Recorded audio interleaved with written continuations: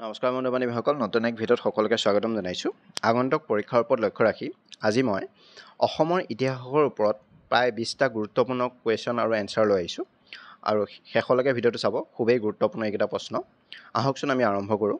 প্ৰথম প্ৰশ্নটো হৈছে, when was the Assam T company established? Assam চাহ কোম্পানী কেতিয়া প্ৰতিষ্ঠা হৈছিল? অপশ্যনকেইটা হৈছে 1830, 1835, 1839, 1826।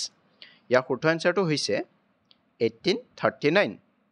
In Assam, the period from 1826 to 1858 CE is known as this.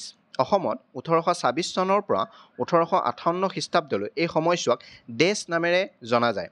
ইয়াৰ অপশ্যনকেইটা হৈছে মানৰ দিন, কোম্পানী ৰাজ, গভৰ্ণমেণ্ট ৰুল, ব্ৰিটিছ ৰুল। ইয়াৰ শুদ্ধ এনচাৰটো কি হ'ব? ইয়াৰ শুদ্ধ এনচাৰটো হ'ব কোম্পানী ৰাজ। নেক্সট কুৱেশ্যনটো হ'ল, the Westland rule was the passed under which one of the following commissioner? তলত উল্লেখ কৰা কোনজন আয়ুক্তৰ অধীনত উচ্ছন্ন ভূমিৰ নিয়ম গৃহীত হৈছিল? অপশ্যনকেইটা হৈছে Thomas Campbell Robertson, Francis Jenkins, Henry Hope Kingson, David Scott. ইয়াৰ শুদ্ধ এনচাৰটো হ'ব কি? Francis Jenkins. Assam became chief commissioner province in the year? কেতিয়া অসম মুখ্য আয়ুক্তৰ প্ৰদেশ হৈছিল? অপশ্যনকেইটা হৈছে 1874, 1876, 1857, 1858। ইয়াৰ শুদ্ধ এনচাৰটো কি হ'ব? ইয়াৰ শুদ্ধ এনচাৰটো হ'ব 1874। নেক্সট কুৱেশ্যনটো হ'ল, in which year oil was discovered in Digboi? কোন চনত ডিগবৈত তেল আৱিষ্কাৰ হৈছিল? অপশ্যনকেইটা হৈছে 1883, 1889, 1901, 1866। ইয়াৰ শুদ্ধ এনচাৰটো হ'ব 1889। Who was the first editor of Assamese magazine জোনাকী? অসমীয়া আলোচনীৰ জোনাকীৰ প্ৰথম সম্পাদক কোন আছিল? অপশ্যনকেইটা হৈছে আনন্দৰাম ঢেকিয়াল ফুকন, আনন্দ চন্দ্ৰ আগৰৱালা, চন্দ্ৰকুমাৰ আগৰৱালা, লক্ষ্মীনাথ বেজবৰুৱা। ইয়াৰ শুদ্ধ এনচাৰটো কি হ'ব? ইয়াৰ শুদ্ধ এনচাৰটো হ'ব চন্দ্ৰকুমাৰ আগৰৱালা। অসম ছাত্ৰ সন্মিলন ৱাজ ফৰ্ম অন? অসম ছাত্ৰ সন্মিলন গঠন হৈছিল। অপশ্যনকেইটা হৈছে ডিচেম্বৰ 25, 1921, ডিচেম্বৰ 25, 1916, ডিচেম্বৰ 25, 1933, নৱেম্বৰ 25, 1933, নৱেম্বৰ 25, 1917। ইয়াৰ শুদ্ধ এনচাৰটো হ'ব কি? ইয়াৰ শুদ্ধ এনচাৰটো হ'ব ডিচেম্বৰ 25, 1916। মানে 1916 চনৰ 25 ডিচেম্বৰ তাৰিখে অসম ছাত্ৰ সন্মিলন গঠন হৈছিল। Who was not an Indian minister under the Dayesky scheme? ডায়েস্কি আঁচনিৰ অধীনত কোন ভাৰতীয় মন্ত্ৰী নাছিল? ছাৰ ছাইয়দ মহম্মদ ছাদুল্লাহ, গোপীনাথ বৰদলৈ, বিষ্ণুৰাম মেধি, ৰায় বাহাদুৰ, প্ৰমোদ চন্দ্ৰ দত্ত। ইয়াৰ শুদ্ধ এনচাৰটো কি হ'ব? ইয়াৰ শুদ্ধ এনচাৰটো হ'ব Gopinath Bordoloi. Who was Malati Mem alias Mangri? Malati Mem ওৰফে মুংগী কোন আছিল? অপশ্যনকেইটা হৈছে first women IAS of Assam, first women martyr of Assam, first women representative of Assam to legislative council of the state, first women graduate of Assam. ইয়াৰ শুদ্ধ এনচাৰটো কি হ'ব? ইয়াৰ শুদ্ধ এনচাৰটো হ'ব first women martyr of Assam. Next কুৱেশ্যনটো হ'ল, Assam hosted the Indian National Congress session for the first time at Pandu in the year? কেতিয়া অসমত প্ৰথমবাৰৰ বাবে পাণ্ডুত ভাৰতীয় জাতীয় কংগ্ৰেছৰ অধিৱেশন আয়োজন কৰা হৈছিল? অপশ্যনকেইটা কি কি? অপশ্যনকেইটা হ'ল 1926, 1930, 1932, 1921। ইয়াৰ শুদ্ধ এনচাৰটো কি হ'ব? ইয়াৰ শুদ্ধ এনচাৰটো হ'ব 1926। Who was the first Indian to grow tea commercially? ব্যৱসায়িকভাৱে চাহ খেতি কৰা প্ৰথম ভাৰতীয় কোন আছিল? Purnananda Buragohain, Maniram Dewan, Piyali Barua, none of these. এইটো সকলোৱে জানে। ইয়াৰ শুদ্ধ এনচাৰটো কি হ'ব? মণিৰাম দেৱানেই হৈছে প্ৰথম চাহ খেতিয়ক। ইয়াৰ আগৰ এড্ৰিটো আহি গৈছে এইটো কথা, আৰু ইয়াৰ ওপৰত APSCটো আহি গৈছে, সেইটো কাৰণে ভালকৈ চাব। নেক্সট কুৱেশ্যনটো হ'ল, who was the leader of 1857 revolt in Assam? 1857 চনত অসম বিদ্ৰোহৰ নেতা কোন আছিল? ইয়াৰ অপশ্যনকেইটা হৈছে পিয়লি বৰুৱা, মণিৰাম দেৱান, কনকলতা, লাচিত বৰফুকন। ইয়াৰ শুদ্ধ এনচাৰটো কি হ'ব? ইয়াৰ শুদ্ধ এনচাৰটো হ'ব মণিৰাম দেৱান। নেক্সট কুৱেশ্যনটো হ'ল, India first peasant movement against the British rule was? ইংৰাজ শাসনৰ বিৰুদ্ধে প্ৰথম কৃষক আন্দোলন আছিল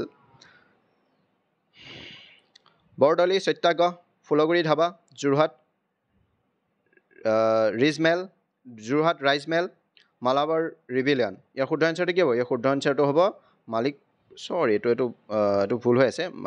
শুদ্ধ এনচাৰটো হ'ব মালাবাৰ ৰিবিলিয়ন। নেক্সট কুৱেশ্যনটো হ'ল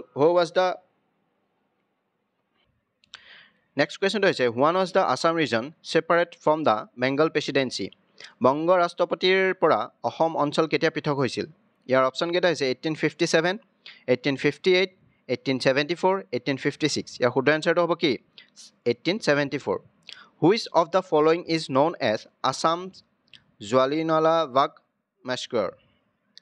তলৰ কোনটো অসমৰ জালিয়ানৱালাবাগৰ হত্যাকাণ্ড বুলি জনা যায়? যোৰহাট সাৰ্বজনিক সভা, পথৰুঘাটৰ ৰণ, ইটাখুলি ৰাজবেল, ফুলগুৰি ধাবা। ইয়াৰ অপশ্যনটো হ'ব পথৰুঘাটৰ ৰণ।